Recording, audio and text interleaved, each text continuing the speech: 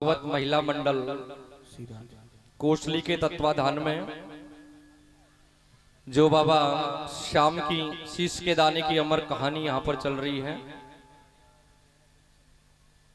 सभी का सहयोग यहाँ पर बराबर मिल रहा है और सभी लोग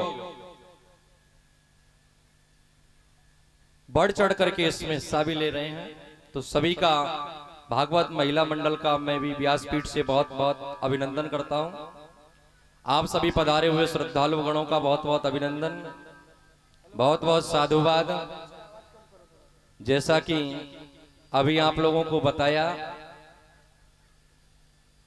हमारे कुणाल जी की तरफ से, वैसे तो जो कुणाल है हम भी 6-7 वर्षों से इसको देख रहे हैं कि ये आप सबका चहेता है और ये कुछ भी कह देता है, ऐसा भी कुछ नहीं है, और सभी का लाडला भी है और सबका आशीर्वाद भी इस पर बना रहे, ऐसी भगवान से कामना करते हैं। और आगे चल करके बढ़ चढ़ करके ऐसे भगवान के कार्यों को आयोजित करवाते रहे।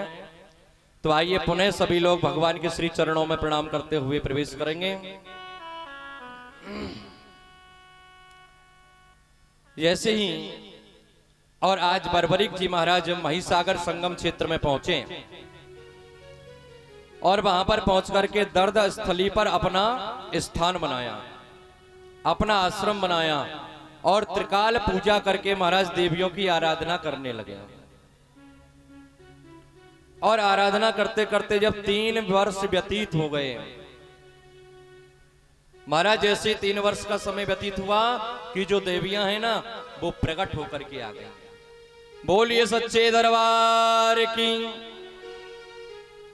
और जैसे ही देवियां प्रकट होकर के आई महाराज, तो तीनों लोकों में जो बल किसी के पास में नहीं था, वो बल आज उन देवियों ने आकर के और बर्बरीक जी महाराज को प्रदान किया।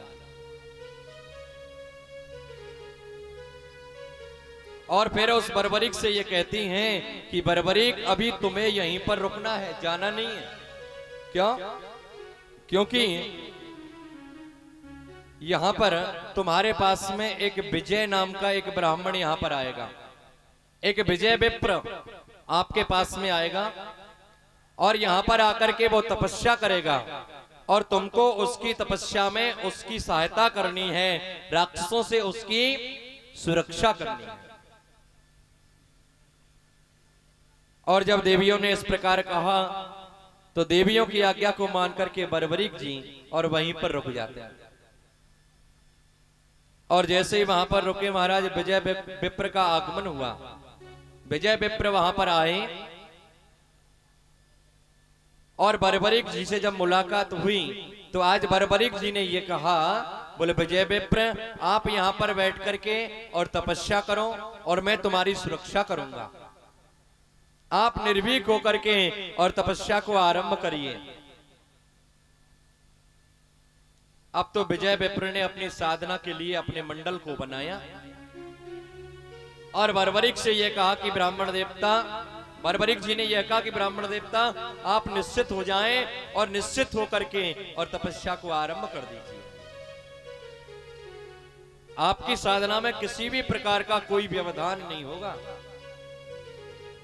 अब तो जैसे ही ब्राह्मण देवता अपने गुरु मंत्र के साथ में साधना में जब बैठे, अपने चारों तरफ मंत्र शक्ति से जल को अभिमंत्रित करके सिंचित किया और शुरू होते ही रात के जैसे ही 12 बजे सज्जनों, विजय विप्र की तपस्या चल रही थी कि रात्रि के 12 बजे और एक बहुत तेज आवाज होने लगी। एक बहुत बड़ी राक्षसी वहां पर आती है जिसने केवल एक ही वस्त्र पहन रखा है, ऊपर से नीचे,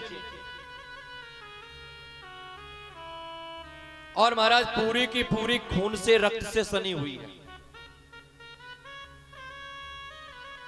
अब जैसे ही विजय विप्र की तरफ और उस राक्षसी को आते हुए श्री बर्बरीक जी महाराज ने जब देखा, आज बर्बरीक जी महाराज ने जैसे ही देखा, महाराज अपने स्थान से खड़े हो गए और उससे दुगनी आवाज करते हुए सीधा जाकर के उस राक्षसी के गले को पकड़ लिया।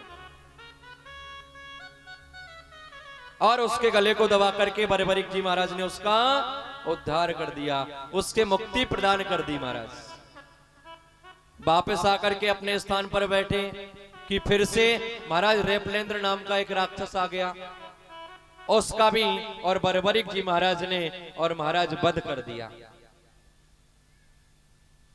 और धीरे धीरे करते हुए महाराज जैसे भजन और आगे बढ़ा, अब की बार और घुरहा नाम की एक राक्षसी आई। अब बर्बरीक जी से क्या बच सकता है क्या कोई, जिसके ऊपर और महाराज 14 देवियों की शक्ति जिसके पास में हो, 14 देवियों का जिसके पास आशीर्वाद हो, भला उसे कोई कुछ कर सकता है? आज बर्बरीक जी ने इस राक्षसी का भी वध कर दिया। अब की बार एक राक्षस एक महात्मा का स्वरूप लेकर के आया, जैन मुनि का रूप लेकर के आया और यज्ञ को रुकवाने का प्रयास किया। बर्बरीक जी ने कहा संत होता तो यज्ञ को नहीं रुकवाता, इसलिए ये कोई राक्षस है जो कि संत के स्वरूप में यहां पर आ गया है। आज महाराज उसका भी और वध कर दिया। अब की बार जैसे बर्बरीक जी बैठे महाराज, अब तो 9 करोड़ जो पलासी दैत्य हैं ना, 9 करोड़ पलासी दैत्यों का जो स्वामी है वो आ गया, बड़ा भयानक स्वरूप। और जैसे ही आकर के महाराज बर्बरीक जी के साथ में युद्ध आरंभ हुआ, और जैसे ही बर्बरीक जी उस पलासी नाम के दैत्य को मारने के लिए तैयार हुए, वह वहां से भागने लगा और भागते भागते भागते भागते और जमीन के अंदर प्रवेश कर गया। और जैसे ही जमीन के अंदर प्रवेश किया, बर्बरीक जी महाराज भी जमीन के अंदर प्रवेश कर गए, पीछे पीछे जा रहे दौड़ते हुए। और 9 करोड़ पलासी दैत्य जहां पर थे, वहां पर जाकर के महाराज वे पलासी दैत्य रुका। 9 करोड़ पलासी दैत्यों को अकेले बर्बरीक जी ने ही और महाराज मुक्त कर दिया, अपने हाथों से अपने पैरों से कुचल कुचल करके समाप्त कर दिया। बोलो सच्चे दरबार की जय हो। और जैसे ही पलासी दैत्यों को महाराज समाप्त करके जब बर्बरीक जी महाराज लौटने लगे विजय पिप्पर के पास, तो वहीं पर और जो बासुकी नाग है ना, वो बासुकी नाग आकर के प्रकट हो गया और हाथ जोड़ करके महाराज और बर्बरीक जी को साधुवाद देने लगा। बर्बरीक, इन दैत्यों के कारण हम लोग और पाताल के अंदर चले गए थे, पाताल से भी नीचे चले गए थे, आज आपने आकर के हमको मुक्त कर दिया है। इसलिए ये जो हमारी बहुपरखा जो नगरी है, इसको आपने मुक्त करा दिया। अब आप कोई वरदान मांगो।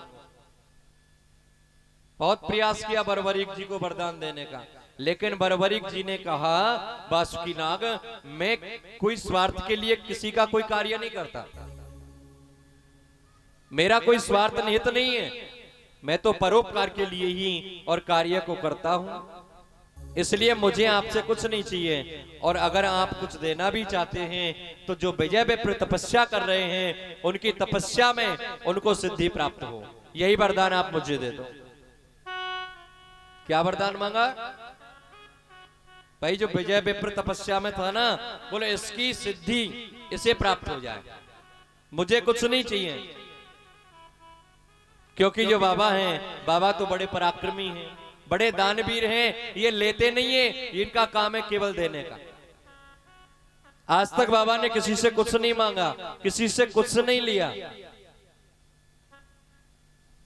इनका काम क्या है? केवल और केवल देने का काम है। आज विजय विप्र के लिए ही इन्होंने वरदान को मांग लिया। लेकिन जैसे ही नाग कन्याओं ने बर्बरीक की सुंदरता को देखा, बड़े घुंघराले केस, बड़ा सुंदर स्वरूप, उसे देख करके जो नाग कन्याएं हैं वे हाथ जोड़ करके ये निवेदन करने लगी, आप कौन हैं? आप कहां से आए हो? बर्बरीक जी ने कहा, बोले मैं बर्बरीक हूं, भीम पुत्र घटोत्कच का पुत्र बर्बरीक हूं मैं, और पलासी दैत्यों को समाप्त करके लौट रहा हूं, आप मेरी सहायता करिए। मुझे और विजय विप्र के पास में जाना है, गुप्त क्षेत्र के लिए जाना है, लेकिन मैं रास्ता भटक गया हूं। अब यहां से 4 रास्ते जाते हैं, मुझे ये विदित नहीं है, ये ज्ञान नहीं है कि मुझे किस रास्ते से जाना चाहिए। लेकिन नाग कन्याओं ने सुना, देख करके ये कहने लगी, आप जाना क्यों चाहते हो? हा? अरे आप तो यहीं रहिए ना हमारे पास, और हमसे विवाह कर लीजिए, और विवाह करने के बाद में हम लोग फिर यहीं पर रहेंगे। कि उपकुरिया निराकांक्षो यैस साधुर्धार्यते सागाक्षमुपकुर्यार्ध्य साधुत्वे तस्य को गुणः। क्या कहा? आप हमसे विवाह कर लीजिए, लेकिन आज अखंड ब्रह्मचारी बर्बरिक जी ने कहा, बोले हे नाग कन्याओं, मैंने अपने जीवन में अखंड ब्रह्मचारी रहने का व्रत लिया है, मैं विवाह नहीं कर सकता। तो किस प्रकार से कह रहे हैं देखिए, आप सभी श्याम प्रेमी हैं ना बाबा के, तो बाबा को रिझाइएगा। ये बाबा की शीश के दाने की अमर कहानी है। बैठे बैठे ताली सेवा जरूर करेंगे।